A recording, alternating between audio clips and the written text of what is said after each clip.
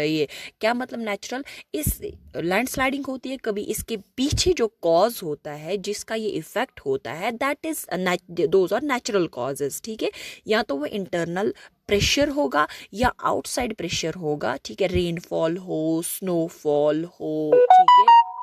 इसी तरह से अंदर से कभी ये वॉल्केनिक इरप्शन हो सकती है, अर्थक्वेक हो सकता है, या डिफरेंट और प्रेशर्स अंदर से जो आते हैं उससे हो सकता है, या ह्यूमन एक्टिविटीज़ की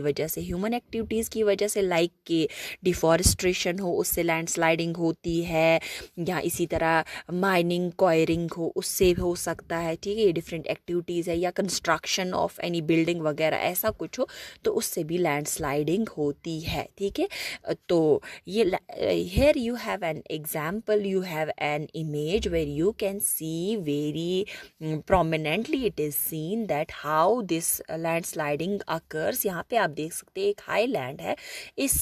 हाईलैंड का एक बड़ा ही टुकड़ा नीचे आ जाता है और आप देख सकते हैं कैसे ये इसका स्ट्रक्चर जो है वो डिफॉर्म हो गया है, कैसे डिस्प्लेसमेंट हो गई इस मटेरियल की, कैसे डिस्प्लेसमेंट हो रही है। यहाँ पे आप देखेंगे जो हम यूजुअली विंटर्स में ये न्यूज़ सुनते हैं कि आज जो ट्रैफिक होगा, ट्रैफिक रश जो होगा वो श्रीनगर से जम्मू होगा, कल जम्मू से श्रीनगर ट्रैफिक आ जाएगा, ठीक है, गाड़ियाँ चलेंगी, तो वन वे ट्रैफिक बनता है कभी कभी, या कभी तो बिल्कुल ब्लॉकेड ही होता है, कभी पूरा रोड ही ब्लॉक होता है जब तक ये डेब्रिस, ये रॉक मटेरियल उठाया जाता है, सड़कें साफ़ की जाती है, जो लैंडस्लाइडिंग हो जाती है। क्योंकि हम जानते हैं जब श्रीनगर से हमने जम्मू जाना होता है तो ये बहुत सारा एरिया माउंटेनेशियस एरिया है, हमारे हिमालयाज़ वहाँ से फॉल करते हैं, तो हमारे इन हिमालया से यूजुअली लैंडस्लाइडिंग होती है because of the heavy rainfall या हैवी स्नोफॉल, वहाँ पे लैंडस्लाइडिंग होती रहती है। Here this is an example which illustrates this thing, the landforms, ठीक है, which is illustrating the landslides, ठीक है। तो let us go into the detail। Landslide तो हमने देखा किसको बोलते हैं। now what are the effects of landsliding, ठीक है, लैंडस्लाइडिंग से होता क्या है, इसके इफ़ेक्ट्स क्या है, इससे होता क्या है। जैसे कि मैंने अभी बोला, ये हम जब अपने इंडिया को देखते हैं तो हम देखेंगे we have Himalayan mountains, we have Deccan plateau, ठीक है, we have eastern western ghats. तो हमारा इंडिया जो है इसमें बहुत सारी अपलैंड्स है, माउंटेन्स है, तो ये डिस्रप्शंस, लैंडस्लाइडिंग की डिस्रप्शंस यूजुअली हम देखते हैं। इससे बहुत सारा खतरा भी है, एनिमल्स पे खतरा है, ह्यूमंस पे खतरा है, प्रॉपर्टी पे खतरा है, ये लॉसेस होते हैं। इन लॉसेस, ये क्या क्या लॉस इससे होता है, what are the effects of landsliding, ठीक है। It is first effect is blocking of streams. इससे क्या होता है, स्ट्रीम्स ब्लॉक हो जाते हैं। कहीं पे लैंड स्लाइडिंग हो तो ये डेब्रिस जो है, जो रॉक मटेरियल होगा वो किसी स्ट्रीम में जाएगा, वो किसी वाटर बॉडी में जाएगा, तो वहाँ पे ब्लॉकेज आ सकता है, वो ब्लॉक कर सकता है उसके पाथ को, उसके फ्लो को। इसी तरह ओवरफ्लोइंग ऑफ लेक्स, कभी कभी इससे लेक्स का ओवरफ्लो होता है। कैसे ओवरफ्लो हो सकता है, ठीक है, तो जब बारिशें बहुत ज़्यादा होती है, लैंडस्लाइडिंग होगी, ठीक है, लैंडस्लाइडिंग होगी तो जो पानी रेन वाटर है वो इन लेक्स में जाएगा और ये वहाँ से निकल नहीं सकता है, क्योंकि ये ब्लॉक कर सकता है इसके पैसेज को, इसके पाथ को, तो वहाँ पे ओवरफ्लो हो सकता है लेक्स में। डिसरप्शन ऑफ वेहिकुलर मूवमेंट, वह व्हीकल्स अगर कहीं पे रोड्स पे ये लैंडस्लाइडिंग हो गई होगी तो वहाँ पे ट्रैफिक मूवमेंट जो है वो स्टॉप हो जाता है या कम हो जाता है। रिस्क टू लाइफ, तो इससे जहाँ पे अगर किसी बिल्डिंग पे ये लैंडस्लाइडिंग हो, कहीं पे लोग जमा हो गए होंगे, कहीं पे हमारे कैटल होंगे, मवेशी होंगे, अगर उनके ऊपर ये लैंडस्लाइडिंग होगी तो वो बच नहीं सकते हैं, तो उससे रिस्क ऑफ लाइफ है, ठीक है। रिस्क ऑफ एक्सीडेंट्स, इससे एक्सीडेंट्स भी होते हैं। यूजुअली हम देखते हैं विंटर में एक्सीडेंट्स हो जाते हैं, गाड़ी चल रही होती है तो ऊपर से लैंडस्लाइडिंग हो गई, पूरा वो गाड़ी जो है वो दब के नीचे जाएगी, वैली में जा सकती है, किसी डिप्रेशन में जा सकती है, ठीक है, वहाँ से वो बिल्कुल ख़त्म हो जाती है। लॉस ऑफ वेजिटेशन, इससे अगर ये this irrigate in this vegetable cover पे, प्लांटेशन एरिया पे अगर कहीं पे ये लैंडस्लाइडिंग होगी तो लॉस ऑफ वेजिटेशन इससे होता है, लॉस और डैमेज टू इंफ्रास्ट्रक्चर, इससे रोड्स डैमेज होते हैं, शॉप्स डैमेज होते हैं, मार्केट्स डैमेज होते हैं, buildings, different types of buildings damage होती है, या और डिफरेंट स्ट्रक्चर्स है होंगे, सपोज वेल है कहीं, ट्यूबवेल है, कोई वाटर पाइप्स है कहीं पे, ये सब डैमेज हो सकते हैं। What are the mitigation measures, हमने क्या करना है इसे कूप अप करने के लिए, इन इफ़ेक्ट्स को मिनिमाइज करने के लिए हम क्या कर सकते हैं, what can we do to prevent the loss of landslides. First thing is drainage management, तो हमने मैनेज करना है, ड्रेनेज को हम मैनेज करना है। तो this landsliding occurs mostly when water infiltrates into the land during heavy rains. In order to prevent or minimize this infiltration, natural drains should be strengthened to allow the smooth flow of water which otherwise gets damaged. तो क्या होता है, हमने क्या करना है, ठीक है, तो जो ये पानी, जब बारिशें बहुत ज़्यादा होती है तो हमने क्या करना है, जो ड्रेन्स होती है, नालियाँ होती है, नेचुरल ड्रेन्स होती है, या हम आर्टिफिशियल ड्रेन्स का भी अरेंजमेंट कर सकते हैं, ठीक है, तो हम उनको स्ट्रेंथन करेंगे। कहीं पे उनको ब्लॉकेज मत है, कहीं पे वो कटी हुई मत है, क्या उनसे जो पानी है वो फ्लो नीचे हो पाता है कि नहीं, वो हमने देखना है, ताकि जो बारिशें जब होती है तो वो इन्फिल्ट्रेट ना हो, ठीक है, पेनिट्रेट ना हो सारा अर्थ के अंदर, वो सारा इस इन हाईलैंड्स में वो अंदर इनकी फिल्ट्रेशन ना हो, इन्फिल्ट्रेशन ना हो, पेनिट्रेशन ना हो, ठीक है। जब जितनी ज़्यादा नीचे से वाटर टेबल बढ़ सकता है उतना ये लैंडस्लाइडिंग ज़्यादा हो सकती है। तो हमने क्या करना है, इस ड्रेनेज को मैनेज करना है, ड्रेनेज सिस्टम जो नेचुरल ड्रेनेज हो या आर्टिफिशियल ड्रेनेज की ज़रूरत पड़ेगी वो हमने मैनेज ऐसा करना है। सेकंड थिंग जो हमारे लिए बहुत ही ईजी है, जो हम देखते भी है जब हम श्रीनगर से जम्मू जाते हैं तो बहुत सारी जगहों पे रिटेंशन वॉल्स या रिटेनिंग वॉल्स, ठीक है, रिटेनिंग वॉल्स हम कंस्ट्रक्ट करते हैं। तो ये वॉल्स ऐसी है जहाँ पे हमें लगे लैंडस्लाइडिंग का खतरा है, लैंडस्लाइडिंग हो सकती है, this area is prone to landslides, ठीक है, वहाँ पे हम बड़ा सा wall construct, strong wall construct कर सकते हैं, जिसमें आयन बहुत ज़्यादा लगा सकते हैं, जो इस इफ़ेक्ट को, जो लैंडस्लाइडिंग होगी वो उसको रोक सकता है, वो उसको स्टॉप कर सकता है, इस स्लिपेज से माउंटेन को रोक सकता है। इसी तरह the third thing is plantation, हम जितनी पॉसिबल हो सके उतनी उन जगहों पे प्लांटेशन करें, क्योंकि हम ये जानते हैं जो प्लांट्स होते हैं उनके रूट्स जो होते हैं वो करते हैं as a binding force, act करते हैं ज़मीन के अंदर। उनके रूट्स जितने स्प्रेड होते हैं उतना उस ज़मीन को फर्म बनाते हैं, स्ट्रॉन्ग बनाते हैं, तो उससे लैंडस्लाइडिंग नहीं हो सकती है, कम हो सकती है, और कहीं कहीं तो बिल्कुल भी नहीं हो सकती है। Mapping, fourth one is mapping हमें करनी है, हमें आइडेंटिफाई करनी है, वो एरियाज आइडेंटिफाई करने हैं जो प्रोन है, जिनमें जो ससेप्टेबल, जो वल्नरेबल है, जिनमें बहुत ज़्यादा रिस्क है इस लैंडस्लाइडिंग की। तो हमने ये डेटा कलेक्ट करना है, ठीक है। तो उन एरियाज़ में जहाँ पे लैंडस्लाइडिंग होती है वहाँ पे हम अवॉइड करेंगे रोड्स बनाने, मार्केट्स बनाने, कोई घर बनाना, कोई ऐसी बिल्डिंग बनाना जिससे ह्यूमन या प्रॉपर्टी लॉस हो सके ज़्यादा, तो उनसे हम अवॉइड करेंगे। रिस्क प्रोन एरिया जो है उनसे हम अवॉइड करेंगे सेटलमेंट्स को। तो इसी तरह अवेयरनेस प्रोग्राम है जो हर एक मिटिगेशन प्रोसेस में आता है, ठीक है। तो हमने क्या करना है, लोगों को अवेयर करना है, लोगों को कॉन्शियस करना है, लोगों को इसकी नॉलेज देनी है कि लैंडस्लाइडिंग के रिस्क क्या है, तो कैसे आप बच सकेंगे लैंडस्लाइडिंग से। जब बारिशें हो, ये स्नोफॉल हो, तो उन एरियाज़ पे जाना ही नहीं चाहिए, अवॉइड करना चाहिए जितना पॉसिबल हो सके जहाँ पे ये लैंडस्लाइडिंग हो सकती है। और उस सीज़न में जब रेनफॉल या स्नोफॉल ज़्यादा होता है तो उस सीज़न में एटलीस्ट हम वहाँ ना जाए, अपने कैटल को ना ले, अपने मवेशियों को ना ले, अपने इंसानों को उससे बचाए, या बिल्डिंग हट्स वगैरह वहाँ पे ना बनाए। इसके बाद तो ये हो गया हमारा लैंडस्लाइडिंग, ठीक है। इसके बाद हमें स्नो एवलॉन्ची, स्नो एवलॉन्ची किसको बोलते हैं? जो स्नो एवलॉन्ची है, ठीक है, ये भी क्या है, जैसे कि हमने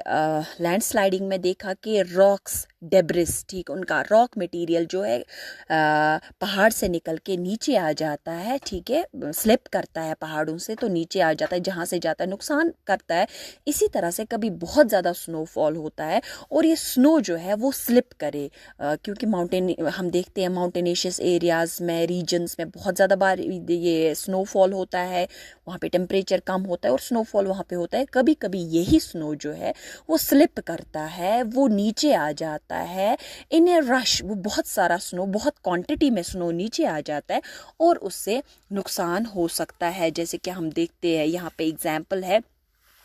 200 persons were killed in January 1995, ठीक है। इसी जम्मू श्रीनगर हाईवे पे स्नो एवलॉन्ची आया, जैसे लैंडस्लाइडिंग होती उसी तरह स्नो एवलॉन्ची आ गया, snow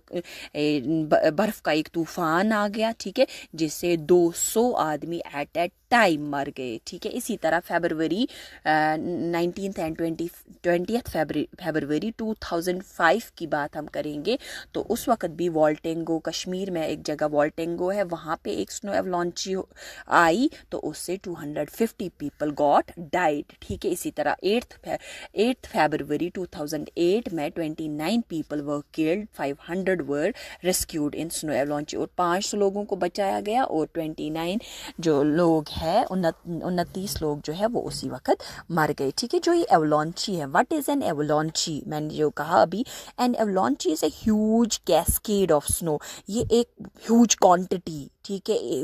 huge mass of snow है, स्नो का एक बहुत बड़ा टुकड़ा जो है, बहुत बड़ा मास जो है, ठीक है। तो ये आके स्लिप हो जाए, ये आके नीचे आ जाए, उसको हम स्नो एवलॉन्ची बोलते हैं, ठीक है। तो ये स्नो एवलॉन्ची है, ये 3 किस्मों के होते हैं, इसके 3 टाइप्स है, wet snow, dry snow and slab, ये 3 किस्में हैं इसकी, wet snow, dry snow and slab. जो वेट स्नो एवलॉन्ची है ये कहाँ कब होता है, ये जब स्नो स्टार्ट होती है मेल्ट होनी, ठीक है, जब स्नो मेल्ट हो जाती है, जब टेम्परेचर थोड़ा बढ़ जाता है तो स्नो थोड़ी मेल्ट हो जाती है और मेल्ट होने के साथ साथ उस पानी के साथ ये भी नीचे आ जाती है, दैट इज़ कॉल्ड उसको बोलते हैं वेट स्नो एवलॉन्ची, ठीक है। इसी तरह दूसरा ड्राई स्नो एवलॉन्ची, ठीक है, ये होता है जब बहुत ज़्यादा बर्फ़ होती है, बर्फ़ के पाइल्स बनते हैं, बर्फ़ हो गई, इसके ऊपर और बर्फ़ और बर्फ़ और बर्फ़, अब उसमें वो सैचुरेशन पॉइंट ख़त्म हो जाता है, वो उसको विदस्टैंड नहीं कर सकता, अपने आप के साथ रोक नहीं, माउंटेन इसको बर्दाश्त नहीं कर पाता है, तो आधा स्लिप आउट होता है वहाँ से, तो उसको हम ड्राई स्नो एवलॉन्ची बोलते हैं। और उसके बाद जो हमें स्नो स्लैब है, स्लैब एवलॉन्चीज है, वो होता है जब एक बड़ा सा ये स्नो का टुकड़ा, ठीक है, इन आइसी फॉर्म, जब बहुत टाइम के लिए स्नो कहीं पे होगा वो बिल्कुल हार्ड बन गया होता है, सॉलिड फॉर्म में बन गया होता है और वो नीचे आ जाए, वो स्लिप आउट हो जाए, स्लिप डाउन करें, ठीक है, तो उसको हम स्लैब बोलते हैं। तो जो यहाँ पे आप देख सकते हैं ये स्नो एवलॉन्ची है, यहाँ पे आप देख सकते हैं, अच्छी तरह देखेंगे आप स्नो एवलॉन्ची कैसे स्नो नीचे आ जाता है इन ए ह्यूज क्वांटिटी, कैसे ये नीचे आ जाता है, दिस इज़ स्नो एवलॉन्ची। यहाँ पे इसकी आप डिटेल देखेंगे, ठीक है, स्नो एवलॉन्ची जहाँ पे ये इसका स्टार्टिंग जोन है, स्टार्टिंग पॉइंट है, उसका ऊपर क्राउन है, फिर क्राउन फेस, फिर बेड सरफेस, इसकी फ्लैंक, ठीक है, ये इसका फ्लैंक है, ठीक है, इसके साथ ये स्टॉन्च वॉल है, ठीक है, फिर ये नीचे जब चलता है that is called track, track के बाद जब इसकी स्पीड अब कम हो जाती है उसको डिपोजिशन जोन बोलते हैं या उसको रन आउट भी बोलते हैं, ठीक है, जो अपने साथ एक तो स्नो और भी माउंटेन मटेरियल जिसको डेब्रिस बोलते हैं, ठीक है, लोड भी बोलते हैं, उसको नीचे लाता है, that is called the toe of avalanche, ठीक है। यहाँ पे भी आप देख सकते हैं इस एवलॉन्ची की एनाटमी, ठीक है, starting zone, track, run out, ठीक है, कॉर्नेस, ठीक है, एक्सट्रीम डेंजर जहाँ पे होता है, extreme danger 38 degree, dangerous 30 degree, इसी तरह 20 डिग्री पे मॉडरेट ये बन जाता है, this is the anatomy of an avalanche, ठीक है। जो अब ये स्नो एवलॉन्ची है इसके जो ये कैसे होता है, कब होता है, ठीक है, कैसे हो सकता है। Excessive melting of the upper layer of the snow masses lubricates the, कभी कभी जब हम जो हमने अभी देखा, ठीक है, वेट एवलांची में जब कभी ऊपर वाली लेयर जो है वो मेल्ट होती है, मेल्ट होने की वजह से वो नीचे बॉटम को लुब्रिकेट करता है, उसको एक मूविंग पेस दे देता है, तो उसकी वजह से भी स्नो एवलांचीज आ जाते हैं। या कभी कभी एक्सटर्नल स्ट्रेस आ जाता है, ठीक है, कभी कभी बहुत ज़्यादा स्नो जो है वो एक्यूमुलेट होती है, ठीक है, बहुत बारिश होगी उसके ऊपर, और बारिश ये सॉरी बर्फ़ और जमा होके ये फिर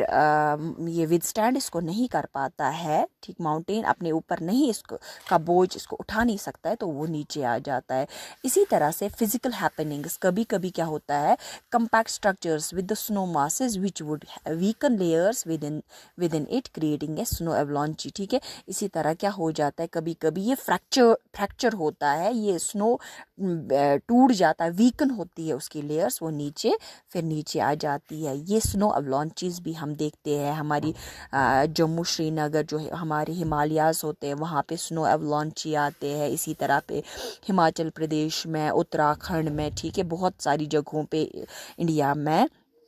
क्या होता है, ये स्नो अवलॉन्चीज होते हैं। उसके क्या इस स्नो अवलॉन्ची के क्या इफेक्ट्स है। Avalanche move unnoticed in most of the cases and large amount of snow comes down with the speed on often unprepared communities. क्या होता है कि ये स्नो जो है ये अननोटिस्ड हो रहता है, कभी कभी इसकी स्पीड कम होती है, ये पता नहीं चलता है, और ये हाई रीजन से हो के आता है जहाँ पे हम इसको नोटिस नहीं कर सकते हैं, देख नहीं सकते हैं, तो ये अचानक से फिर नीचे आ जाता है, बस्तियों में आ जाता है। तो ये जो भी इसके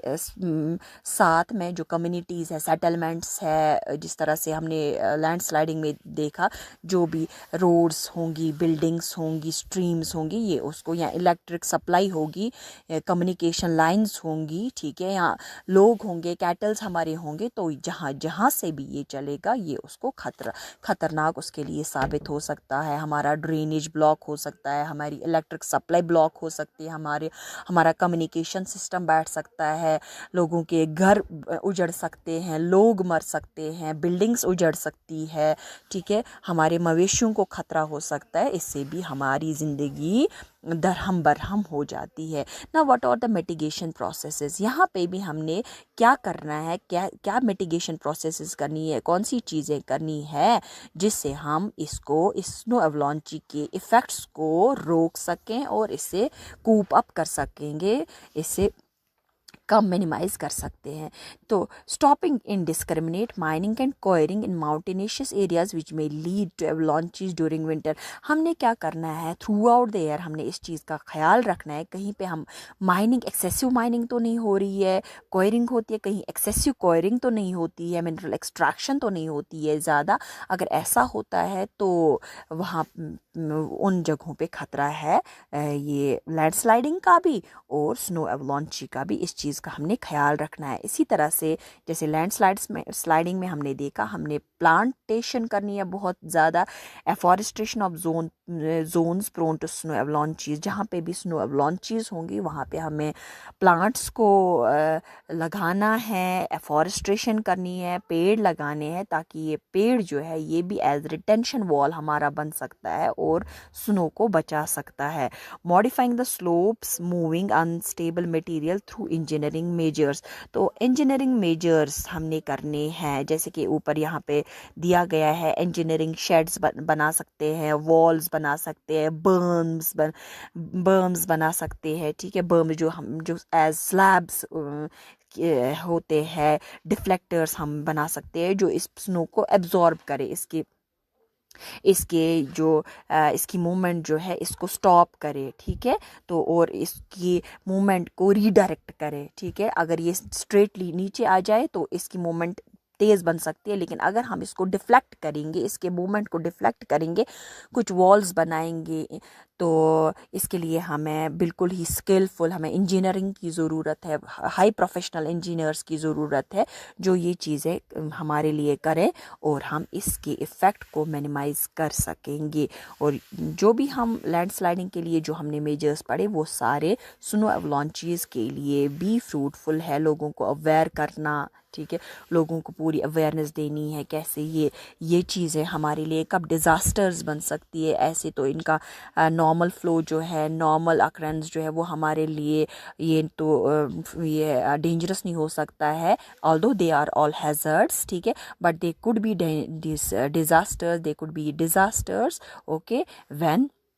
we are not prepared for this, we do not have mitigation measures. Thank you, dear students.